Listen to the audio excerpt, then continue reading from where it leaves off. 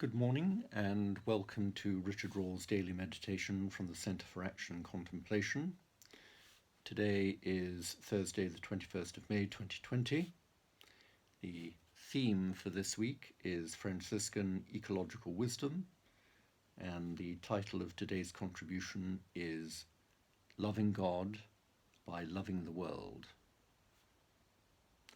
And this is what Richard Rawls begins with. I have often wondered what might compel more Christians to take personal responsibility to mitigate climate change. With all the scientific evidence we've been given, it doesn't seem to be a head issue, but a heart one. Scholar Sally McFaig, who lived between 1933 and 2019, offers both theological and ethical reasons for us to make some much-needed changes at an individual level. She writes, as St. Augustine, 354 to 430, puts it, sin is being curved in on oneself rather than being open to God.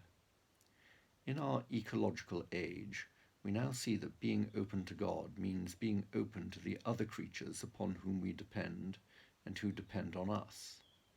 We do not meet God only in Jesus of Nazareth, because God is also incarnate in our world as the universal Christ. To love God by loving God's world has meant different things to different people in different times. For us, it is epitomized by climate change, the central crisis of the 21st century.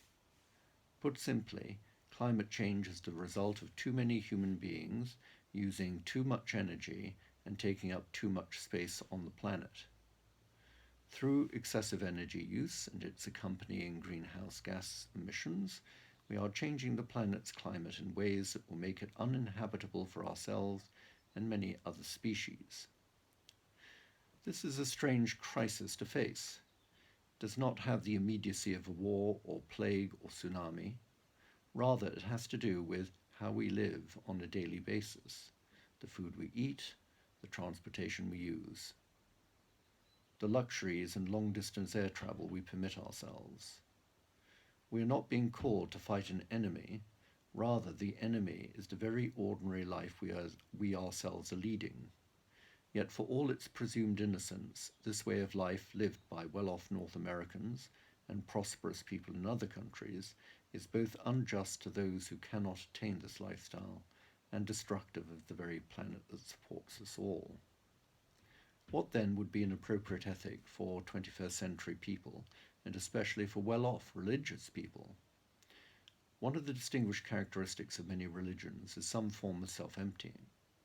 Often it takes the form of egolessness, the attempt to open the cell so that God can enter. In the Christian tradition, kenosis, or self-emptying, is seen as constitutive of God's being in creation, the incarnation, and the cross. In creation, God limits the divine self, pulling in, so to speak, to allow space for others to exist. In the incarnation, as Paul writes in Philippians chapter 2, verse 7, God emptied the divine self, taking the form of a slave. And in the cross, God gives of the divine self without limit.